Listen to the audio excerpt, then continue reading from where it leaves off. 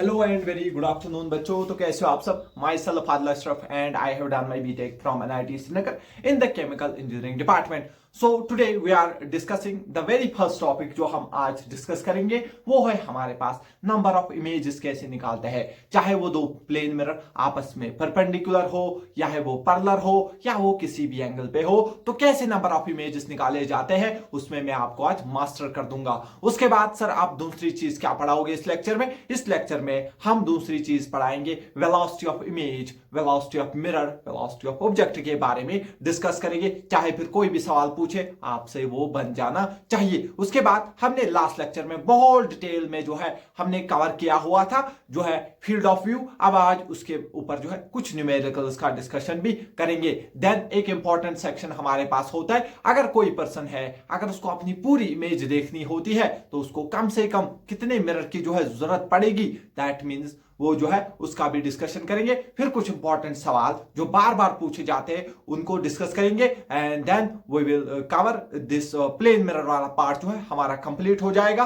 तो next lecture में फिर हम स्टार्ट करेंगे स्फेरिकल मिरर से। क्या आपको इतनी चीज क्लियर है? ठीक है, तो हेडिंग डालिए आप नंबर ऑफ इमेजेस। जब तक आप हेडिंग डालोगे तब तक हम आगे चलते हैं। ठीक है, हेडिंग डालिए नंबर ऑफ इमेजेस। हाँ तो चलिए, हेडिंग आपने डाल दी होगी number of images formed by, यानी कि नंबर ऑफ इमेजेस कितनी बनेगी अगर हमारे पास दो मिरर एक दूसरे के पैरेलल होते हैं। सर अगर दो मिरर ऐसे होंगे इनके बीच में अगर मैं एक ऑब्जेक्ट रखूं तो उसकी कितनी इमेज बनती है उसके बारे में हम जानना चाहते हैं। समझ गए सर आप क्या कहना चाहते हो? तो केस नंबर 1 आप हेडिंग डाल दीजिए, if two plane mirrors are parallel to each other. अगर हमारे पास दो प्लेन मिरर एक दूसरे के पैरेलल होते हैं तो कितनी इमेजेस बनती है। मान लीजिए यहां पर कहीं पे हम जरूरी नहीं कि बीच में ऑब्जेक्ट रखेंगे, हम कहीं पर भी ऑब्जेक्ट को रखकर देखते। चलिए फॉर एग्जांपल आपने ऑब्जेक्ट को यहां पे रखा तो ऑब्जेक्ट को मैं ओ से दिखा रहा हूं। मान लीजिए इस मिरर को हम M1 बोल देते हैं, क्लियर है, और इस मिरर को हम M2 बोल देते हैं। पहले मैं एक जनरल मेथड आपको समझाऊंगा, उसके बाद मैं आपको एक कैंची मेथड शॉर्ट ट्रिक बताऊंगा और उसी से आप सवाल को काट दोगे और अपने नंबर उससे प्राप्त कर लोगे। ठीक है, तो चलिए कैंची मेथड के लिए थोड़ा सा इंतजार, पहले जनरल चीजें समझने की कोशिश करते हैं। ये हमारे पास M1 मिरर है और ये हमारे पास M2 मिरर है। मान लीजिए M1 मिरर से जो ऑब्जेक्ट है सर वो है 2 मीटर की दूरी पे। कितना मीटर की दूरी पे है बेटा? 2 मीटर की दूरी पे। बहुत बढ़िया। सर जो यहाँ पे M2 है सर इससे कितना दूर है? मान लीजिए ये इससे 3 मीटर की दूरी पे है। इससे 2 मीटर की दूरी पे, इससे 3 मीटर की दूरी पे है। क्या इतना क्लियर हुआ? हाँ सर। तो देख लीजिए फॉर एग्जाम्पल सर आप कहोगे सर देख लीजिए सर ये जो मेरा M1 है सर इससे ऑब्जेक्ट कितना दूर है? सर 2 मीटर दूर है। सर आपने कल सिखाया था सर जितना ऑब्जेक्ट इमेज से दूर होता है उतनी ही दूर जो है मिरर उसकी इमेज बनाता है। सर अगर ऑब्जेक्ट इस मिरर से कितना दूर है? 2 मीटर, तो आप बोलोगे सर इस ऑब्जेक्ट की जो इमेज मिरर बनाएगा सर वो भी 2 मीटर की दूरी पे होगा। तो मैं उसको I1 इमेज बोल दूं। हाँ सर ठीक है, यहां तक तो बच्चे को समझ आ जाता है। अब देखिए सर ये इस मिरर से ऑब्जेक्ट है 3 मीटर दूर, तो दैट मीन सर ये मिरर जो इस ऑब्जेक्ट की इमेज बनाएगा सर कितना दूर बनाएगा? सर ये भी इसको 3 मीटर दूर ही इसकी इमेज बनाएगा। क्या मैं इसको I2 बोल दूं? I1 क्या है? जो इस मिरर ने इस ऑब्जेक्ट की इमेज बना दी। बहुत बढ़िया। सर I2 क्या है? जो इस ऑब्जेक्ट की इमेज M2 मिरर ने बनाई। क्लियर है इतना? हाँ सर। लेकिन ध्यान से देखना अब ये मिरर क्या करेगा? ये जो इस मिरर ने जो इस ऑब्जेक्ट की इमेज यहां पे बनाई, इस मिरर ने जो इस ऑब्जेक्ट की इमेज यहां पे बनाई वो इस मिरर के लिए ऑब्जेक्ट का काम करेगा, यानी कि वो अब जो है इसकी भी इमेज बनाएगा। ये जो यहां पे मिरर है वो अब जो ये जो इमेज यहां पे I2 बनी है ये इसकी इमेज यहां पे बनाएगा, ये इसकी इमेज यहां पे बनाएगा। तो सर ये कितना दूर है इससे? सर आप बोलोगे देखिए 2 और 3, दैट मीन यहां से यहां तक है सर कितना? 5 मीटर। मिरर के दरमियान का गैप 5 मीटर और उससे और कितना दूर है? 3। दैट मीन सर यहां से इस मिरर से जो I2 का सर डिस्टेंस हो जाएगा सर वो है 8 मीटर। कितना मीटर दूर बन गया? M1 से I2 की इमेज है 8 मीटर दूर। तो ये क्या करेगा? इस इमेज की और एक इमेज बनाता है, इस इमेज की और एक इमेज बनाएगा। अगर ये इससे 8 मीटर दूर है तो ये भी जो है इधर से 8 मीटर दूर, इधर से कितना दूर सर 8 मीटर दूर जो है सर ये जो है इमेज बनाएगा किसकी I2 की, इसलिए मैं इसको I2 डैश बोलूंगा। क्लियर समझ आ गया? हाँ सर। लेकिन सर अगर इस मिरर ने इस मिरर की बनाई गई जो इमेज थी उसकी भी इमेज बना ली तो फिर ये मिरर क्या देखेगा सर, ये भी तो बोलेगा देखो इस ऑब्जेक्ट की इमेज जो M1 ने बनाई सर वो है I1, तो ये बोलेगा ये तो मुझसे कितनी दूर है 5 और 2 7, तो मैं भी इसकी इमेज बनाऊंगा कितनी दूर सर, जितना दूर ऑब्जेक्ट उतनी दूर इमेज। सर कितना दूर है 5 + 2, सर ये भी जो है 7 मीटर दूर सर इसकी इमेज बनाएगा। सर इसने किसकी इमेज बनाई सर I1 की इमेज बनाई, तो इसलिए मैं इसको I1 डैश बनाऊंगा। फिर चलेगा, फिर ये मिरर अब इस I1 डैश की इमेज फिर बनाएगा, सिमिलरली ये M2 इस I2 डैश की इमेज फिर बनाएगा। दैट मींस ऐसे चलता रहेगा, ऐसे इमेज बनती रहेगी। दैट मींस कितनी इमेज बनेगी, दैट मींस सर ये तो चलता रहेगा जब तक ये पड़ेगी रेज, दैट मींस यहां तो कभी ये रुकेंगी ही नहीं। दैट मींस इधर जो है इनफाइनाइट नंबर ऑफ इमेजेस बनती है। सबसे इंपॉर्टेंट चीज आपको पता होना चाहिए, अगर दो प्लेन मिरर एक दूसरे के पैरेलल होते हैं तो कितनी इमेज बनती है सर, ये इमेज तो लगातार बनती जाएगी, जब तक ये दो मिरर है तब तक इमेज बनती जाएगी। दैट मींस सर यहाँ पे इनफाइनाइट नंबर ऑफ इमेजेस बनती है। सबसे पहली चीज जो आपको क्लियर होनी चाहिए अपने माइंड में, number of images, number of images, शाबाश लिखते रहिए साथ साथ, number of images formed by plane mirror, number of images formed कितनी होगी सर, वो होगी infinite images, कितनी होगी infinite number of images। Sir कब बनेगी infinite number of images, जब दो प्लेन मिरर आपस में पैरेलल होंगे और ऑब्जेक्ट उनके बीच में होगा तो इनफाइनाइट नंबर ऑफ इमेजेस जो है वो बन जाएगी। लेकिन सर अब सवाल कैसे बनेगा इसके ऊपर, पहला सवाल ये बन सकता है, बहुत सिंपल सवाल बन सकता है, अगर दो प्लेन मिरर हमारे पास पैरेलल है तो कितनी नंबर ऑफ इमेजेस बनेगी, तो आप बोलोगे सीधे sir infinite number of images बनेगी। दूसरा सवाल आपसे पूछा जा सकता है, बताइए जो M2 ने इमेजेस बनाई उनके बीच में कितना डिस्टेंस है। जो M2 ने इमेज बनाई, पहली इमेज और दूसरी, ये तो पहली इमेज बनाई M2 ने इसकी, फिर दूसरी इमेज बनाई इसकी, दैट मींस ये इमेज और ये इमेज, इस इमेज और इस इमेज, यानी कि इसकी सक्सेसिव इमेजेस के बीच में कितना डिस्टेंस है वो आपसे पूछा जा सकता है। या आपसे पूछेगा M1 ने जो पहली और दूसरी इमेज बनाई इनके बीच में डिस्टेंस कितना है, दूसरी और तीसरी इमेज बनाई उनके बीच में डिस्टेंस कितना है, ये आपसे पूछा जा सकता है। इनके बीच में गैप कितना है ये आपसे सवाल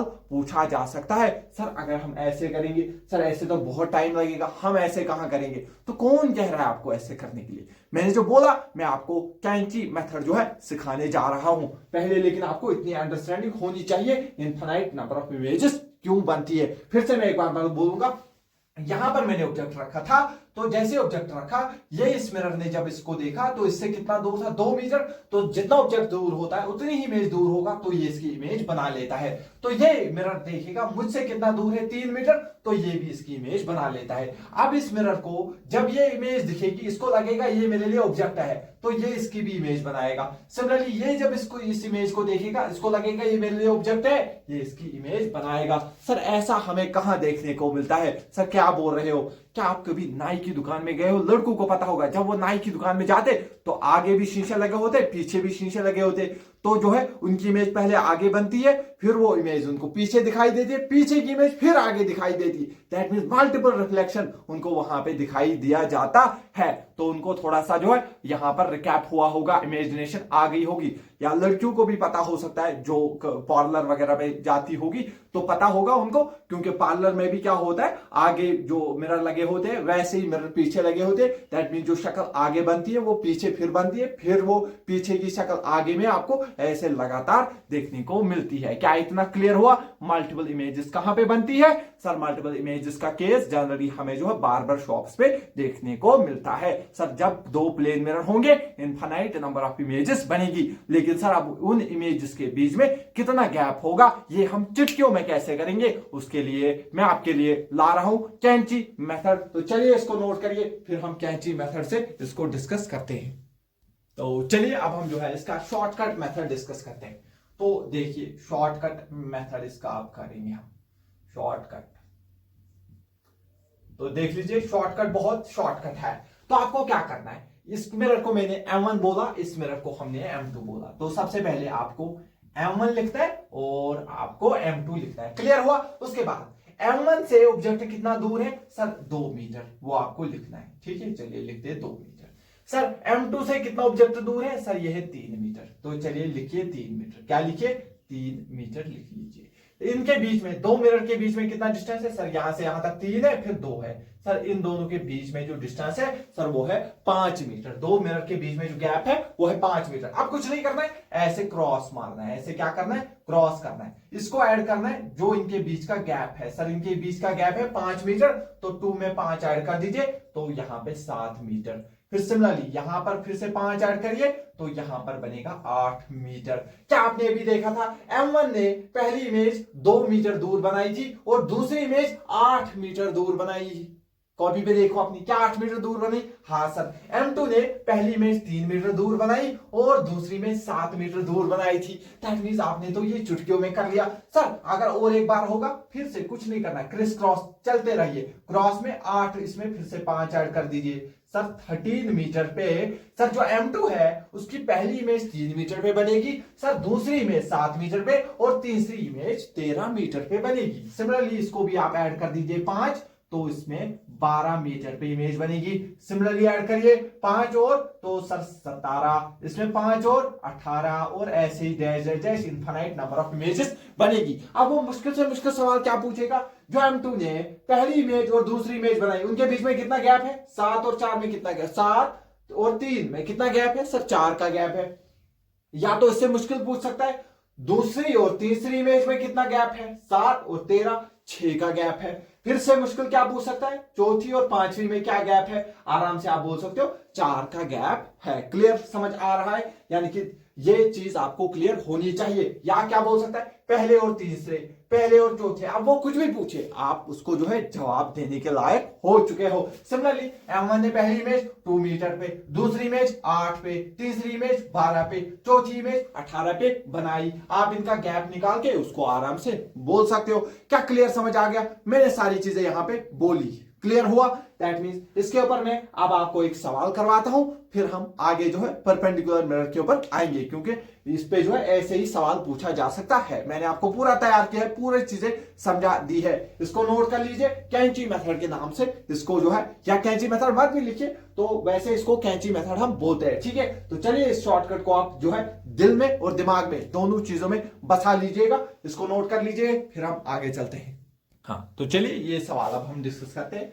यहां पे आपके पास M1 मिरर है, ये M2 मिरर है, इनके बीच का गैप है 7, और M1 से जो ऑब्जेक्ट दूर है वो है 5 मीटर की दूरी पे, और जो M2 से दूर है वो 2 मीटर की दूरी पे। सवाल आपसे पूछ रहा है, आपको गैप बताना है between first to consecutive, consecutive मतलब एक के बाद एक, एक के बाद क्या बोला, फर्स्ट 2 यानी कि पहली और दूसरी। अगर बोलता फर्स्ट 3, पहली दूसरी और तीसरी, कंसेक्यूटिव मतलब एक के बाद एक, पहली के बाद दूसरी। अगर बोलता फर्स्ट 3, पहली दूसरी और तीसरी, समझ आ गया। यानी कि फर्स्ट 2 कंसेक्यूटिव इमेजेस के बीच में आपको जो है गैप बताना है।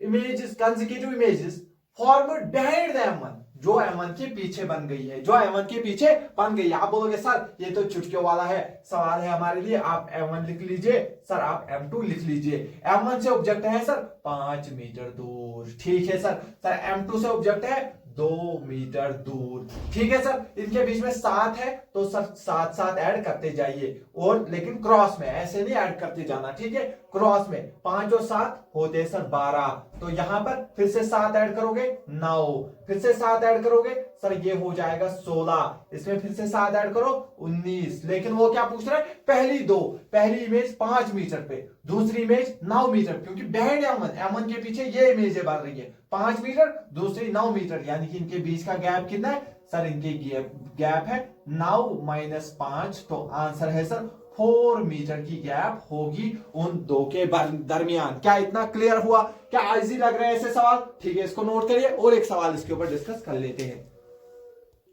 हाँ तो चलिए फर्दर चीजें डिस्कस करते हैं। और एक सवाल मैं आपके प्रैक्टिस के लिए ले आया हूं, लेकिन ध्यान से देखना यहाँ पर, ये मिरर और ये मिरर, चलिए इसको मैं M1 मिरर बोल देता हूं और इसको मैं M2 मिरर बोल देता हूं। देखिए ये M1 मिरर और ये M2 मिरर थोड़ा ऊपर है, यानी कि ये ऐसा नहीं कर सकते आप रखोगे एक मिरर ऐसे, ठीक है, फिर क्या करोगे, फिर रखोगे दूसरा मिरर ऐसे, नहीं, फिर ये सवाल अलग हो जाएगा, फिर ये सवाल अलग हो जाएगा और उसका आंसर अलग आता है। इसको हम थोड़ा बाद में डिस्कस करेंगे, लेकिन इसके बगैर जैसे भी आपके पास सवाल आ जाए आप कैंची मेथड चला देना, आपको आंसर आ जाएगा। क्लियर है इतना? तो चलिए ये जो है मैं कह रहा हूं ये ऐसे नहीं है, ये थोड़ा ऊपर है, ये यहां पर थोड़ा ऊपर है हमारे पास। क्लियर है? आई होप आपको ये चीज समझ आ गई होगी। तो आपको फिर से वही देखना है यहां पर कैसे इमेज बनेगी। तो आप बोलोगे सर देखिए M1 मिरर और ये है M2 mirror. Sir M1 mirror से ऑब्जेक्ट दूर है सर 4 मीटर, बहुत बढ़िया। सर इससे दूर है 2 मीटर। सर इनके बीच में गैप है 6, तो 6 ऐड करते जाइए। सर 10, 6 ऐड करते जाइए। सर 8, 6 ऐड करते जाइए। 14, 6 ऐड करते जाइए। 16, ऐसे ही सो ऑन चलता रहेगा। और आप इसमें कुछ भी वो आपसे अगर पूछेगा तो आप उसको बता सकते हो। क्लियर हो गया ये क्वेश्चन भी? ठीक है, इसको नोट कर लीजिए। इससे मिलता जुलता सवाल हम थोड़ा बाद में करेंगे और वहां पे मैं कुछ और चीजें आपको सिखाना चाहूंगा। अभी आप इतना नोट करिए, इसके बाद हम डिस्कस करते हैं परपेंडिकुलर वाले केसेस।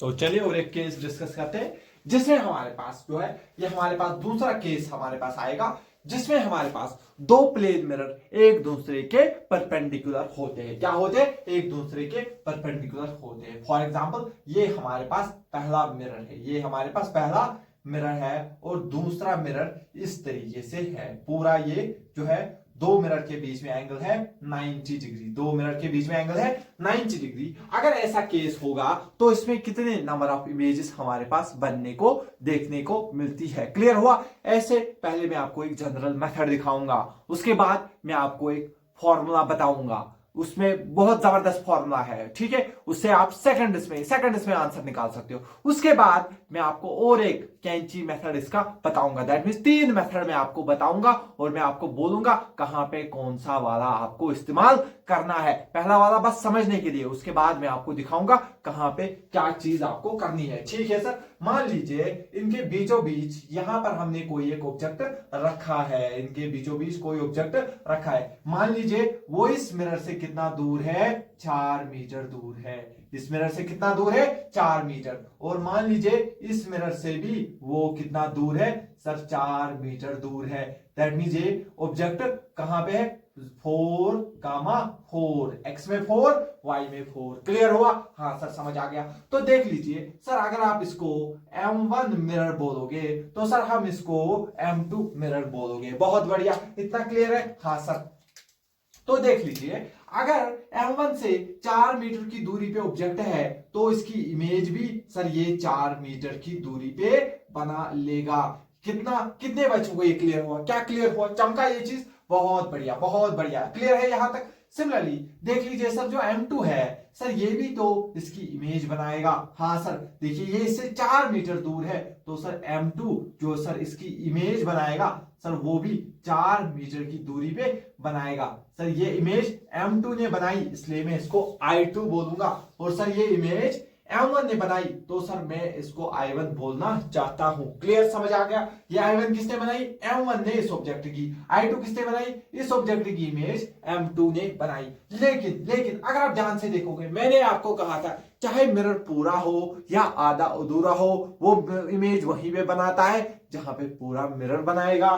दैट मींस सर आप कहना चाहते हो सर ये मिरर के लिए, अब ये इस इमेज को जब देखेगा तो अच्छा भले ही चाहे ये यहां तक हो या यहीं तक हो, ये इसकी इमेज बनाएगा, ये इसकी इमेज बनाता है। दैट मींस अब जो है इस इमेज की, ये जो इसने इमेज बनाई इसकी और एक इमेज बनाएगा M2, इसकी और एक इमेज बनाएगा M2।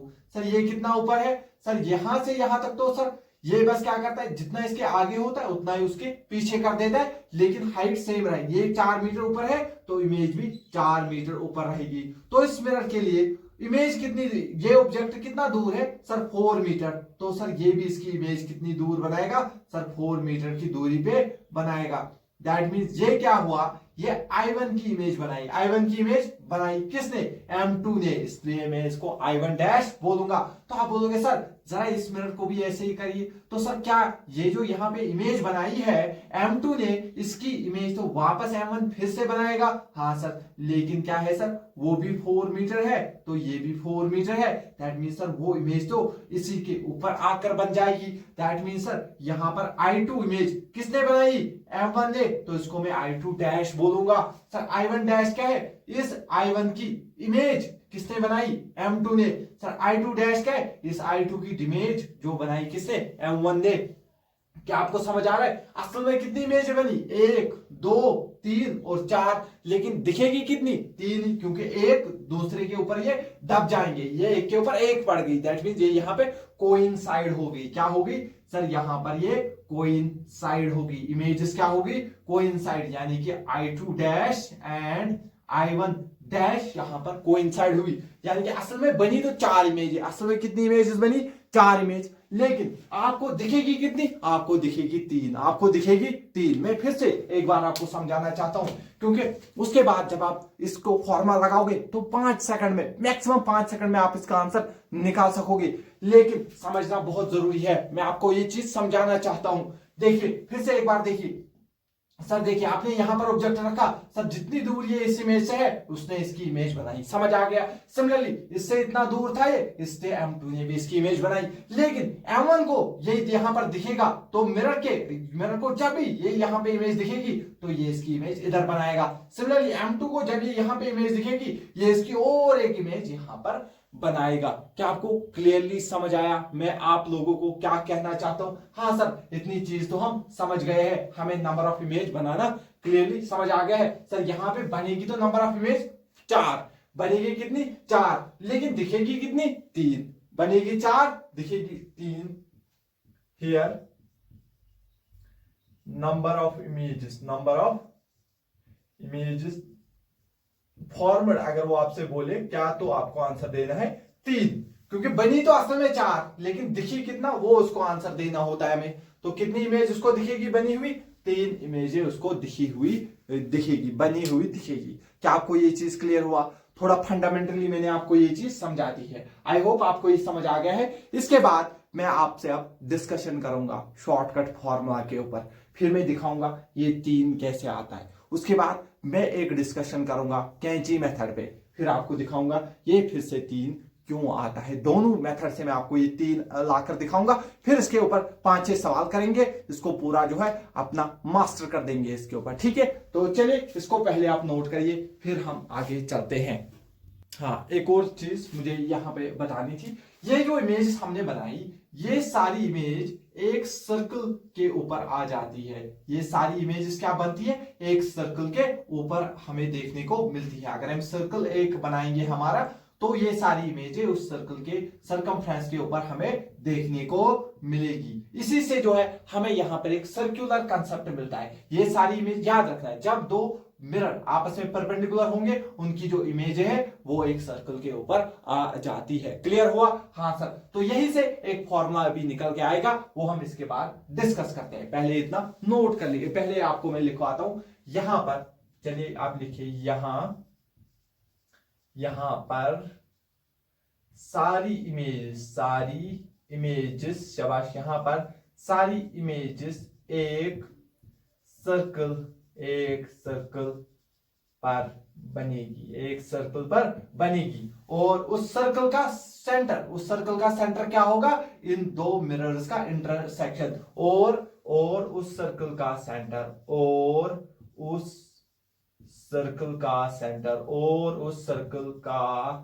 सेंटर इन 2 मिरर्स का इंटरसेक्शन पॉइंट होगा, मैं एक बार फिर से रिपीट करता हूं, आप लोग लिख लीजिए। सबसे मैंने क्या कहा? यहां पर हमने देखा, यहां पर सारी इमेजेस एक सर्कल के ऊपर बनती हुई नजर आएगी, यहां पर सारी इमेजेस एक सर्कल के ऊपर बनती हुई नजर आएगी, और उस सर्कल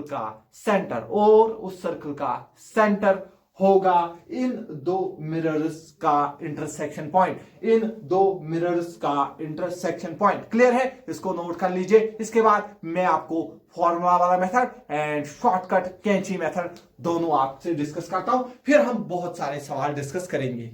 तो चलिए अब हम जो है फॉर्मूला को डिस्कस करते हैं। क्या करेंगे? अब हम फॉर्मूला डिस्कस करेंगे।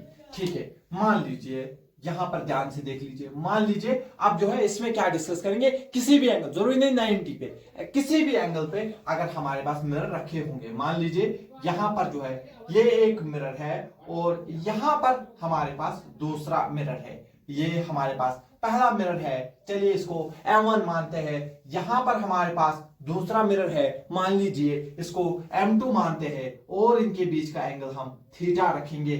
थीटा क्या है? ध्यान से देखना, थीटा क्या है? Angle between two mirrors. Theta क्या है सर? एक बार लिखवा दीजिए, थीटा क्या है सर? थीटा है sir angle between two mirrors, angle between two mirrors, दो मिरर्स के बीच में जो एंगल है सर उसको हमने थीटा बोला है। क्या आपको क्लियर समझ आ गया? इतनी चीज क्लियर है तो डायरेक्टली हम नंबर ऑफ इमेजेस बोल सकते हैं। हम क्या बोल सकते हैं? Number of images formed, number of images formed. अगर आपको नंबर ऑफ इमेजेस डायरेक्टली निकालने हैं तो अगर मैं उसको स्मॉल एन बोल दूं तो उसका फॉर्मूला होता है 360 upon theta, 360 degree upon theta. Sir theta होता है दो मिरर के बीच का एंगल, 360 अपॉन थीटा जो है सर ये इसका फॉर्मूला होता है। बस इतना ही नहीं, यहां पर आपको थोड़ा सा ध्यान से देखना पड़ेगा, देन फिर आप चुटकियों में जो है सवाल कर सकते हो, लेकिन थोड़ा सा ध्यान इस फॉर्मूले में आपको रखना पड़ता है। सबसे पहली चीज यहां पर जब आप n को सॉल्व करोगे 360 डिवाइड बाई थीटा, आपका कुछ जो n आएगा, या तो आपका n आएगा ऑड, या तो आपका जो है n क्या आएगा? ऑड नंबर आएगा या इवन नंबर आएगा। ऑड नंबर सर 1 आएगा, 3 आएगा, 5 आएगा, ऐसा आएगा, या तो आपका इवन नंबर आएगा 2 4 6। ठीक है, तो याद रखता है अगर आपका n इवन आ गया, अगर आपका n क्या आ गया सर? अगर n आता है इवन, अगर n आता है इवन तो डायरेक्टली आपके पास अगर n इवन आ गया तो नंबर ऑफ इमेजेस फॉर्मेड, तो नंबर ऑफ इमेजेस फॉर्मेड कितनी होगी? Direct n-1। आपको कुछ नहीं देखना है। अगर आपका फॉर एग्जांपल आपने 360 डिवाइड बाई 60, मान लीजिए दो मिरर के बीच में एंगल है 60, तो कितनी इमेज बनेगी? 360 डिवाइड बाई 60, तो आंसर आएगा 6। 6 क्या होता है? Even number. जैसे इवन नंबर मिलेगा डायरेक्ट आंसर बोलना n-1, 6-1 5 इमेज बनेगी। डायरेक्ट आप बोलोगे कितनी इमेज बनेगी? 5 इमेज बनेगी, बिना किसी हिच के साथ 10 सेकंड के अंदर, सिर्फ 10 सेकंड के अंदर। लेकिन ये कब करना है आपको? अगर n इवन आता है, अगर n क्या आता है? इवन आता है। ठीक है सर, ये चीज हमने सीख ली है, ये चीज हमको समझ आ गई है। इसके बाद मैं आपको दूसरा चीज बोलूंगा। अब जो है दूसरी चीज हमारे पास आती है, अगर आपका जो है n सॉल्व होकर ऑड नंबर आ गया है, सर क्या आ गया? ऑड नंबर आ गया, तो आपको फिर ध्यान से देखना पड़ेगा। ऑड नंबर आते ही आपके कान खड़े हो जाने चाहिए, तो फिर आपको सोचना पड़ेगा। देख लीजिए अगर n आपका क्या आ गया? ऑड नंबर आ गया, तो फिर आपको देखना है, तो फिर आपको क्या देखना है? आपका जो ऑब्जेक्ट है, फॉर एग्जांपल अगर आपका ऑब्जेक्ट एकदम बीचों बीच होगा, एंगल बाइसेक्टर, एंगल बाइसेक्टर मतलब सर जितना एंगल इसके साथ उतना ही एंगल इसके साथ, यानी एकदम बीचों बीच अगर रखा होगा, इनके मिड में रखा होगा, उसको हम बोलते हैं एंगल बाइसेक्टर। और हम बोलेंगे ऑब्जेक्ट क्या है? सिमेट्रिक, यानी कि जितना इससे दूर उतना ही इससे दूर, जितना एंगल इसके साथ उतना ही एंगल इसके साथ। अगर आपको वैसा देखने को मिला, अगर आपको क्या मिला? अगर आपने देखा ऑब्जेक्ट, अगर आपने देखा object is at angle bisector, object is at angle bisector, angle bisector, या तो वो ऐसे देगा, आपको एंगल बाइसेक्टर पे ऑब्जेक्ट देगा, या वो क्या कर सकता है? एंगल बाइसेक्टर को ही हम बोलते हैं, दैट मींस ऑब्जेक्ट सिमेट्रिक होगा, जितना दूर इससे उतना ही दूर उससे भी होगा। दैट मींस सर इसका मतलब ये सिमेट्रिक वाला केस होगा। क्या होगा? सिमेट्रिक वाला केस होगा। तो सर आंसर क्या देंगे इसमें? इसमें भी आपको यही आंसर देना है, n-1। याद रखना क्या करना है आपको। अगर आपका 360 अपॉन थीटा, 360, यह भी समझने में थोड़ा टाइम लग रहा होगा, लेकिन ये आपका कितना टाइम बचा सकता है एग्जाम में आप सोच भी नहीं सकते हो, ये आपको भी पता चलेगा। 360 अपॉन थीटा, 360 अपॉन थीटा अगर उसकी वैल्यू इवन आती है कुछ नहीं देखना है, चाहे बाइसेक्टर पे हो कहां हो कोई फर्क नहीं पड़ता है, इसके साथ हो इसके साथ हो, इसके नजदीक हो उसके कोई फर्क नहीं पड़ता है। आपको डायरेक्ट आंसर लिखना है n-1, n-1 डायरेक्ट आंसर आपका आना चाहिए। सर अगर ऑब्जेक्ट अगर हमारे पास n का वैल्यू ऑड आता है, n का वैल्यू ऑड आता है तो आपको देखना है अगर ऑब्जेक्ट एकदम बीचों बीच रखा हुआ होगा तो डायरेक्ट n-1 फिर से n-1 आंसर देना है। लेकिन अगर ऑब्जेक्ट क्या होगा, अगर ऑब्जेक्ट कहीं पे होगा दैट मींस अगर ऑब्जेक्ट इसके नजदीक या इसके ज्यादा नजदीक होगा दैट मींस एकदम बीचों बीच नहीं होगा तो आंसर आएगा डायरेक्ट। फॉर एग्जाम्पल 6 आ गया तो 6 ऐसे ही आंसर देना है, दैट मींस चेंज नहीं कर, सॉरी ऑड आएगा, 5 आ गया, 3 आ गया तो ऐसे ही आंसर आपको बताना है। लेकिन कब, अगर वो एंगल बाइसेक्टर पे नहीं होगा। इफ ऑब्जेक्ट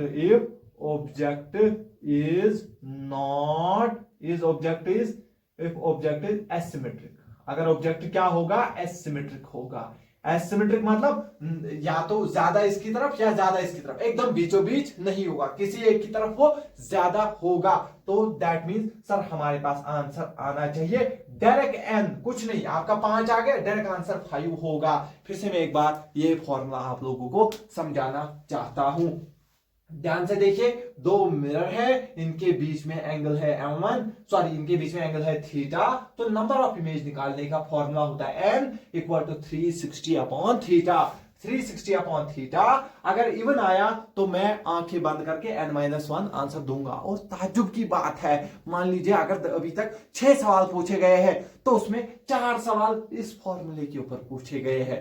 दैट मींस बच्चे को क्या लगता है, वो उसको बोलता है एंगल बिटवीन टू वेक्टर है थीटा और उससे जो है पूछ लेता है नंबर ऑफ इमेजेस क्या होगी, तो बच्चा परेशान होता है, वो ढूंढता है क्या ये सिमेट्रिक है, क्या बीचों बीच है। अरे वो मत देखो, पहले तुम n निकालो, वहां पर मैक्सिमम केसेस में n इवन आता है। अगर n इवन आ गया दैट मींस कोई फर्क नहीं, कहीं भी ऑब्जेक्ट रखाओ डायरेक्ट n-1 आंसर दे दो। लेकिन अगर ऑब्जेक्ट n की वैल्यू ऑड आती है तो फिर आपको देखना पड़ेगा और उस केस में वो बता देगा आपको। मोस्टली वो सिमेट्रिक पे होता है तो फिर n-1, अगर सिमेट्रिक नहीं होता है तो हम n के बराबर आंसर दे सकते हैं। क्लियर है इतना? एक बार ये फॉर्मूला एज इट इज जो है एम्स वालों ने पूछ भी लिया था। क्लियर है इतना? इसलिए आपको इसके ऊपर नजर होनी चाहिए। क्लियर है? इसको पहले आप जो है नोट कर लीजिए अच्छे से, इसको अच्छे से आप नोट कर लीजिए, फिर मैं आपको दूसरा मेथड बताता हूं, कैंची मेथड, फिर हम इसके ऊपर बहुत सारे सवाल की प्रैक्टिस करेंगे। क्लियर हुआ? तो सॉरी, पहले में अभी इससे आपको जो है इससे पहला वाला सवाल जो किया था अभी हमने उसके ऊपर जो है चर्चा कर लेते हैं। सर अभी आपने बोला था आपके पास 2 मिरर थे, क्या थे सर? 2 मिरर थे और दोनों मिरर क्या थे सर? दोनों मिरर 90 डिग्री एंगल पे थे, यानी कि दोनों मिरर परपेंडिकुलर थे। अगर दोनों मिरर परपेंडिकुलर थे तो सर मैं नंबर ऑफ इमेज तो डायरेक्टली निकालूंगा सर, 360 डिवाइड बाय दो मिरर के बीच में एंगल 90 डिग्री, 90 0 0 कैंसल, 9 1 जा 9, वो 4 जा होता है 36, दैट मींस 4 आ गया। देखो 4 क्या है सर? 4 है इवन नंबर, मुझे कुछ नहीं देखना है सर, आपने यहां रखा, मुझे कुछ नहीं देखना है, मैं डायरेक्ट बोलूंगा 4 - 1, एक घटाना है तो n-1 मतलब 4 - 1, तो आंसर 3 इमेजेस बनेगी। कितनी इमेज बनेगी? 3 इमेजेस बनेगी। लेकिन अगर उसने आपसे पूछ लिया बताइए कौन सी वाली इमेज जो है वो ओवरलैप हो गई है, कौन सी वाली इमेज ओवरलैप हो गई है, वैसे आप बता सकते हो तीसरी और चौथी ओवरलैप हो गई होगी, लेकिन मोर कॉन्फिडेंटली कैसे बताओगे उसके लिए हम कैंची मेथड के ऊपर आएंगे। सर जनरल मेथड क्या था फिर? वो बस सिखाने के लिए मैंने आपको बोला है, ठीक है? तो चलिए इसकी अंडरस्टैंडिंग आपको होगी, इसको नोट कर लीजिए, फिर मैं आपको कैंची मेथड बताता हूं एंड देन फिर हम आगे चलेंगे। तो चलिए दूसरा शॉर्टकट मेथड हम जो है कैंची मेथड डिस्कस करते हैं। अभी वाले एग्जांपल से स्टार्ट करते हैं। सर ये आपके 2 मिरर थे, ठीक है? ये आपके 2 मिरर थे, ठीक है? सर आपने 4,4 मतलब बीचों बीच, 4,4 मतलब इसके साथ भी, क्योंकि बीचों बीच टोटल एंगल है 90, बीचों बीच का मतलब सर इसके साथ भी 45 डिग्री, इसके साथ भी 45 डिग्री बनाया होगा, 45 + 45 होंगे 90। क्लियर है? यहां पर आपका ऑब्जेक्ट है।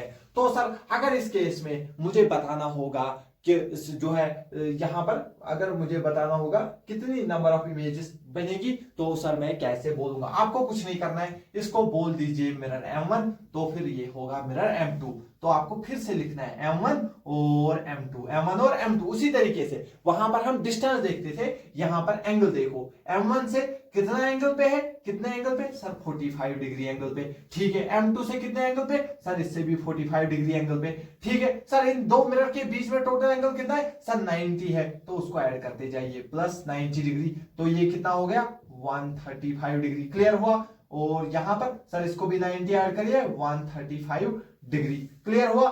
इसके बाद सर फिर से 90 ऐड करिए, तो 90 फिर से मैं ऐड करूंगा, फिर से क्या करूंगा ऐड 90, तो 135 प्लस 90 सर ये हो गया 225। तो इसको आपको कट मारना है।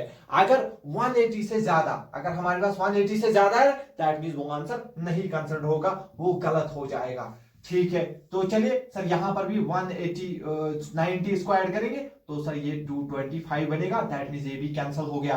That means number of image 1 2 3 और 4। पहली इमेज 45 डिग्री पे, दूसरी इमेज 135 पे, M2 से 45, दूसरी इमेज 135 डिग्री पे। लेकिन सर क्या हमारा आंसर हो गया सर? ये इससे तो आंसर आ रहा है 4, लेकिन अभी आपने सिखाया आंसर 3 आ रहा है। जनरल मेथड से भी आपने दिखाया आंसर 3 आ रहा है। अब यहां से आप कह रहे हो आंसर आएगा 4।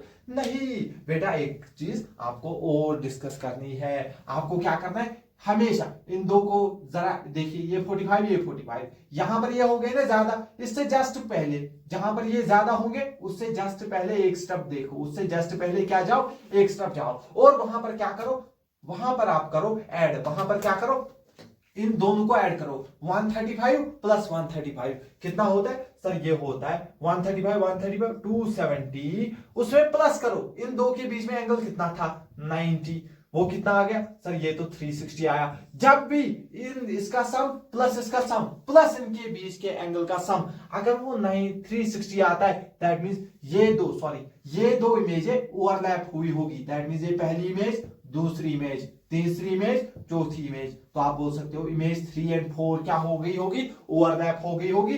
तो इसको हम एक ही गिनेंगे, 1 2, इन दो के बदले एक गिनना है, तो आंसर आपका फिर से 3 आ गया होगा, ठीक है। तो जो है इसके बाद मैं आपको दोनों मेथड से हर एक एग्जांपल करता हुआ दिखाऊंगा, ठीक है, क्योंकि मुझे दोनों में आपको ट्रेन करना है। कहीं कहीं पे आपको अगर आपको निकालनी है डायरेक्ट कौन सी इमेज ओवरलैप हो रही है, तो ये मेथड आपको ज्यादा हेल्प करेगा।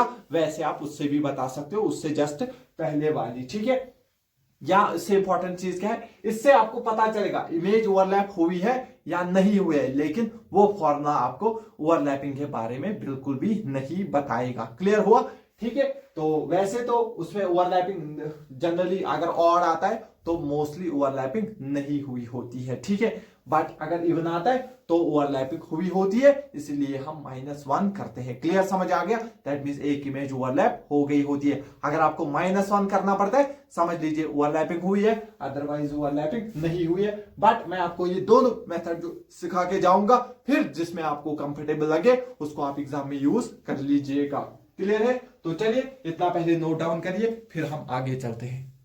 हाँ, तो चलिए जो कैंची मेथड है उसके बारे में मैंने सारी चीजें आपको लिख के रखी, सो दैट आपको अगर भूल जाए तो आप एक बार नजर मार के उसको लिख सको। तो सबसे पहले आपको अब ये अपनी कॉपी में लिखना है। क्या लिखना है? सबसे पहले ये देखो कि ऑब्जेक्ट ने मिरर के साथ कितना एंगल बनाया, ऑब्जेक्ट ने मिरर के साथ कितना एंगल बनाया, ठीक है। फॉर एग्जाम्पल अगर मैं आपको ऐसे समझाऊं, फॉर एग्जाम्पल ये हमारे पास एक मिरर है, ये हमारे पास दूसरा मिरर है, ठीक है। ठीक है सर, ये अगर मैं इसको M1 बोल दूं, इसको आप बोल दो M2। क्लियर है? तो मान लीजिए इसने इसके साथ एंगल बनाया है θ1 θ2, इसके साथ एंगल बनाया, चलिए थोड़ा आसान करते हैं, इसके साथ एंगल बनाया है अल्फा, इसके साथ एंगल बनाया है बीटा। क्लियर हुआ इतना? ठीक है। तो सबसे पहले क्या करना है, आपको देखना है M1 ने ऑब्जेक्ट के साथ कितना एंगल बनाया और M2 ने कितना एंगल बनाया, ठीक है। उसके बाद वही एंगल M1 और M2 के नीचे लिखो और क्रॉस में थीटा ऐड करते जाओ। मैंने आपको क्या बोला, M1 लिखो और M2 लिखो, ठीक है। M1 ने कितना एंगल बनाया सर, बीटा। M2 ने कितना एंगल बनाया सर, इसने बनाया है अल्फा। इसके बाद सर इनके बीच का एंगल टोटल कितना है, अल्फा प्लस बीटा। तो इसमें अल्फा प्लस बीटा को ऐड करते जाओ। दैट मींस इसमें जब अल्फा प्लस बीटा ऐड होगा तो ये बनेगा अल्फा प्लस 2 बीटा। तो सर इसमें भी ऐड होगा अल्फा प्लस ये अल्फा प्लस बीटा, तो ये बनेगा 2 अल्फा प्लस बीटा। क्लियर हुआ? ऐसे आपको करते जाना है। एंगल अगर 180, अगर ये वैल्यू 180 से ज्यादा या ये वैल्यू 180 से ज्यादा आती है तो उसको क्रॉस मारते हैं। दैट मींस वो रिजेक्ट होगी, वहां पे इमेज नहीं बनेगी। टेबल के आमने सामने, अब आमने सामने वाले एंगल्स को ऐड करना है। क्या करना है, ऐड करना है। और इनके बीच में एक तो ये दो, ये प्लस इनके बीच का एंगल अगर वो 360 आया, दैट मींस ये दो इमेज कोइंसाइड करेगी और इसके बदले एक ही इमेज हम लिखेंगे। लेकिन अगर ये 360 के कम आती है तो इमेज बनेगी, 360 से ज्यादा आती है तो मैंने आपको बोला है सिर्फ आपको देखना है अगर ये 360 आती है तो दैट मींस हमारे पास जो है वो इमेज कोइंसाइड होगी। अगर 360 कम है तो आगे चलते जाना है, इमेज बनती जाएगी। क्लियर हुआ? इसको नोट डाउन करिए। अब कुछ बेहतरीन सवाल के साथ हम इनके ऊपर जो है एप्लीकेशन देखेंगे। हाँ तो चलिए, ये हमारे पास सवाल है, एक बार मैं देखता हूं। हाँ ये सवाल आपको दिख रहा होगा, यहां पर ऑब्जेक्ट रखा है। यहां पर क्या रखा है, ऑब्जेक्ट। चलिए इसको मैं M1 बोलता हूं, इसको मैं M2 बोलता हूं।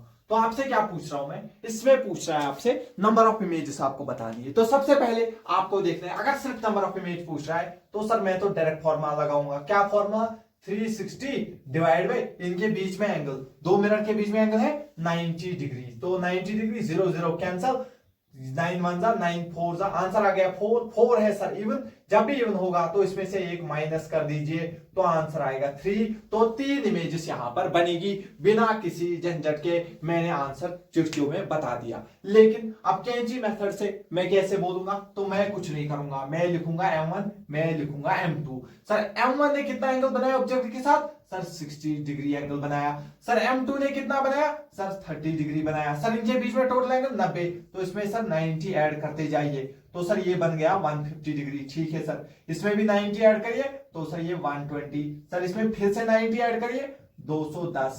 सर इसमें 90 ऐड करिए 240। 210 भी कैंसिल, 240 भी कैंसिल। क्यों? क्योंकि ये 180 से ज्यादा आ गए। तो इससे जस्ट ऊपर वाले स्टेप को अब मैं चेक करूंगा।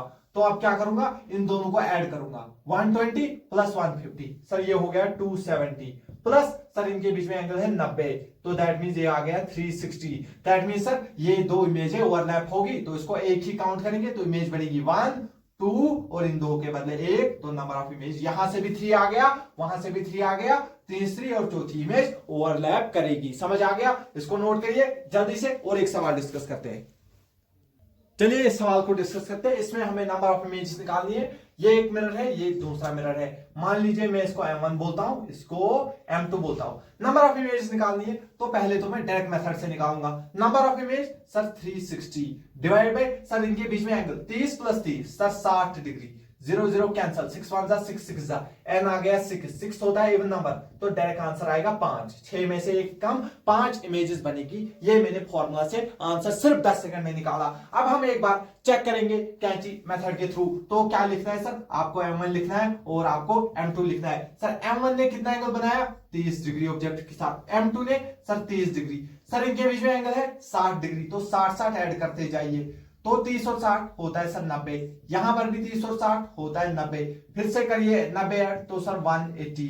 सर यहां पर फिर से 90 ऐड करिए, सर 180 डिग्री आ रहा है। ठीक है, इसमें 90 ऐड कर दिया 180 आ गया, इसमें फिर से 90 ऐड कर दिया, कितना आया सर 180 डिग्री आ गया है। तो दैट मीन्स सर मुझे क्या समझ आ रहा है, दैट मीन्स अब हम यहां पर चेक करके देखेंगे। तो देखिए 180 प्लस 180, 180 प्लस 180 क्या होता है सर, ये दो इमेजेस अगर हम देखेंगे यहां पर क्या हो रहा है, फिर से मैं एक बार, हाँ 90 प्लस 90 सर ये हो गया 180 प्लस 180 सर ये हो गया 360। 360 प्लस में 360 प्लस में क्या आएगा, 360 प्लस में यहां पर इनके बीच का एंगल, और सर इनके बीच का जो एंगल, सॉरी मैंने गलती यहां पर कर दी, मैं सोच रहा था इसको क्या हो गया। ठीक है 60 60 ऐड करना है, सॉरी यहां पर फिर से 60 ऐड करूंगा तो सर ये हो जाएगा 150 ठीक है, इसमें फिर से 60 ऐड करूंगा तो ये 150। अब देखो इसमें फिर से 60 ऐड करूंगा 210, इसमें फिर से 60 ऐड करूंगा 210, दोनों कैंसल क्योंकि 180 से ज्यादा आ गई है। अब यहां पर आप देख लीजिए उससे ऊपर वाला स्टेप 150 150 300 300 प्लस इनके बीच का एंगल 60, तो ये आ गया 360। दैट मींस ये दो इमेजें ओवरलैप करेगी। कितनी इमेज बनेगी? 1 2 3 4 5 और 6, इसके बदले 1 1 2 3 4 उनके बदले 1, तो यहां से भी मुझे आंसर मिल रहा है 5। लेकिन इसमें भी टाइम लग रहा है। जो अगर आपको जल्दी करना है, जल्दी आंसर निकालना है, डायरेक्ट दिया हुआ है तो डायरेक्ट इससे आंसर बता दो, ठीक है। लेकिन अगर वो कुछ ओवरलैपिंग वगैरह पूछना चाह रहे हैं तो फिर ये करो, अदरवाइज ये फॉर्मूला आपको हमेशा जो है आंसर निकाल के देगी और बहुत कम टाइम में आंसर निकाल के देगी। क्लियर है? इसको नोट करिए, फिर आगे डिस्कशन चलते हैं। चलिए अब हम और दो सवाल डिस्कस करते हैं। ये सवाल को आप देख लीजिए। सर देखिए, पहले तो मुझे इन पूरे 2 मिनट के बीच में एंगल दिख रहा है sir 60 degree. That mean sir मुझे थीटा दिख रहा है 60 डिग्री। ठीक है सर। सर मैं डायरेक्ट नंबर ऑफ इमेज बताना चाहता हूं, डायरेक्ट बता दो क्योंकि आपको डायरेक्ट आंसर पता चलेगा। 360 डिवाइड बाई 60, ये और ये कैंसल, आंसर आ गया 6। सर 67 नंबर होता है, डायरेक्ट बता दीजिए। इससे एक कम आंसर तो 5 इसका आंसर आ जाएगा। तो इसमें अब आपको वो मेथड करने की जरूरत नहीं है। लेकिन कभी मैंने आप वो मेथड भी क्यों बताया, लेकिन अगर ऐसा सवाल आ गया, यहां पे देखो पूरा इनके बीच में एंगल कितना है सर, थीटा आ गया 70 डिग्री। कितना आ गया? 70। अब अगर आप इस फॉर्मूले का यूज करोगे 360 डिवाइड बाई 70, तो कुछ अच्छा आंसर नहीं मिल रहा है। दैट मीन ना मुझे पता चल रहा है इवन का ना ऑड का। दैट मीन सर इसको अब मैं कैसे करूंगा, इसीलिए तो मैं कैंची मेथड आपको सिखा रहा था साथ साथ में। तो दैट मीन सर चलिए इस फॉर्मूला को यहाँ पे गोली मारिए, कैंची मेथड को लाइए। सर लिख लीजिए M1, लिख लीजिए M2। सर M1 के साथ एंगल 20 डिग्री, बहुत बढ़िया। M2 के साथ एंगल 50 डिग्री। सर इनके बीच में एंगल है 70, तो 70 ऐड करते जाइए। 20 प्लस 70 सर 90 डिग्री, बहुत बढ़िया। इसमें और 70 ऐड करिए तो सर ये होता है 120, बहुत बढ़िया। फिर से 70 ऐड करिए 190, और जैसे 190 इसको कैंसिल मार दो। इसमें फिर से 70 ऐड करो 160। दैट मींस ठीक है, ये चलेगी सर। तो फिर से इसमें कर दो 70 ऐड करोगे तो सर ये बनेगा 230, तो कैंसिल, ये ऑलरेडी कैंसिल है। दैट मींस यहां पर रुकेगी। तो कितनी इमेज बन रही? 1 image, 2 image, 3 image, 4 image, 5 image. अब मुझे चेक करना है क्योंकि यहां तो एक ही बनी, ओवरलैप क्या होगी। चलो यहां पर अगर चेक करोगे 120 प्लस 90, 120 प्लस 90 कितना होता है सर? ये हो गया हमारे पास, ये 90 इसमें कर दिए, 210 प्लस 70 280 आता है, 280। तो 360 से कम है, दैट मींस यहां पे कोई प्रॉब्लम नहीं है, दोनों इमेजें बनेगी। तो कितनी इमेज? 1 2 3 4 5 इमेज बनेगी, आंसर बनेगा 5। तो सर इस मेथड को कैसे करेंगे, क्योंकि ये थोड़ा अच्छा सवाल है, तो एग्जाम में सबके लिए अच्छा सवाल है। अब जिसको जितनी जल्दी कैंची मेथड चलाना आएगा उतनी जल्दी आंसर बनेगा और वो सिलेक्ट हो जाएगा। क्लियर? समझ आ गया? क्या इतना क्लियर है आपको? ठीक है, तो इसको जो है इसीलिए मैं हर एक चीज पे जो है वो फोकस करता हूं। लेकिन सर जो अपनी जनरल मेथड वो मैं आपको समझा रहा था, कंसेप्चुअल अंडरस्टैंडिंग दे रहा था। इन दी एंड आपको फिजिक्स पढ़नी है ना, तो आपको पता होना चाहिए वो ओवरलैपिंग हो कैसे रही है। वरना आप बोलते सर क्या ओवरलैपिंग बोल रहे हो, समझ नहीं आ रहा है। वो है क्या ओवरलैपिंग, असल में हो कैसे गई, वो आपको पता होनी तो चाहिए। ठीक है, तो चलिए इतना जो है इसके ऊपर अब हमने हो गया क्लियर। अब मैं आपको 2 जेईई मेंस के सवाल यहां पे शो करवाऊंगा। सबसे पहले आपको खुद से ट्राई करनी है, मैं देखूंगा आपको कितना टाइम लगेगा, और कमेंट करिएगा आपने उसको कितने सेकंडों में सॉल्व किया, और फिर मैं वो खुद भी सॉल्व करूंगा। ठीक है, तो चलिए देख लीजिए क्या सवाल पूछा है जेईई मेंस। पहले मैं इसका ईयर देख लेता हूं। हाँ, जेईई मेंस 2002 ने सवाल पूछा है। कह रहा है 2 मिरर है, 60 डिग्री एंगल पे है, कितने इमेज हो गए? अरे इसके लिए तो पेन भी नहीं उठाना पड़ेगा। सर क्या सवाल लाए हो आप? ये सर मैं क्या करूं, जेईई मेंस ने पूछा हुआ इसलिए मैं लेके आया हूं। सर क्या है 360 डिवाइड बाय 2 मिरर के बीच में एंगल है 60, 0 0 कैंसिल, ये और ये कैंसिल। सर 6 आ गया, इवन नंबर है, एक कम कर दीजिए 5, इसका आंसर हो जाएगा। केवल 10 से 15 सेकंड में इसका सॉल्यूशन हमने जो है पेश कर दिया। क्लियर हुआ? इतनी पेश के साथ, इतनी मास्टरी के साथ आपको सवाल करने। क्लियर? समझ आ गया? क्या जेईई मेंस का सवाल आपने 10-15 सेकंड में कर लिया, तो आपको समझ जाना चाहिए कि मैं सही पढ़ा रहा हूं। अगर आपको जेईई मेंस के सवाल नहीं हो रहे, जेईई एडवांस के सवाल या नीट के सवाल आपसे नहीं हो रहे, तो आपको समझ जाना कि मैं फिर अच्छा नहीं पढ़ा रहा हूं। तो मैं खुद की तारीफ नहीं करूंगा। आप यहां से जाकर प्रीवियस ईयर क्वेश्चंस को खुद से करने की कोशिश करो। अगर तुमसे 80-90% सवाल बन रहे खुद से, दैट मींस आप सही जगह पढ़ रहे हो। अदरवाइज आप जहां भी पढ़ रहे हो, अगर आपसे सवाल नहीं बन रहे प्रीवियस ईयर क्वेश्चन के, दैट मींस आप गलत जगह पढ़ रहे हो। ठीक है, और एक सवाल लेकर आता हूं मैं। तो चलिए, ये सवाल हमसे कह रहा है, हमको कितनी, ये वहीं से कह रहा है 3 इमेजें बननी चाहिए, तो बताओ 2 मिरर्स को किस एंगल पे रखो। अगर बच्चे को याद होगा तो 90 डिग्री पे होता है, लेकिन मान लीजिए बच्चा भूल गया है तो डायरेक्ट फॉर्मूला लगाएगा। देख लीजिए सर, अगर मैं एंगल रखूंगा 60 डिग्री तो सर वो 360 डिवाइड बाई 60, तो ये सर 6 आएगा, 6 में से 1 कम 5 इमेज, दैट मीन सर ये ऑप्शन गलत है।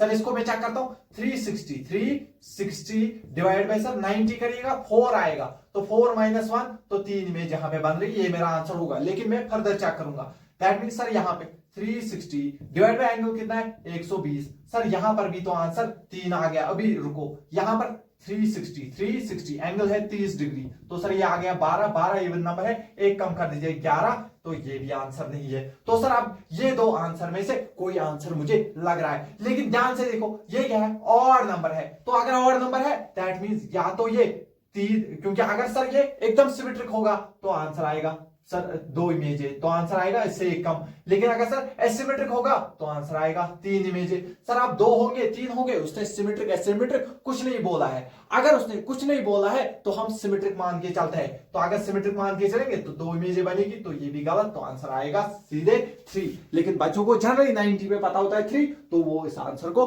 टिक करके ले जाएंगे। लेकिन अगर मल्टीपल चॉइस आंसर्स है तो आपको फिर पता होनी चाहिए, ये आंसर भी आ सकता है, लेकिन अगर एसिमेट्रिकली ऑब्जेक्ट को रखा गया होगा, इसलिए मैं, अदरवाइज इसका सॉल्यूशन सीधे बी पार्ट। अब मैं इसको समझा रहा हूं, हो सकता है फ्यूचर में थोड़ा सा वो इसमें चेंज करे, तो अगर आता है तो आपसे वो सवाल भी बन जाना चाहिए। क्लियर है? तो इसको भी नोट करिए, फिर जो हम आगे चलते हैं।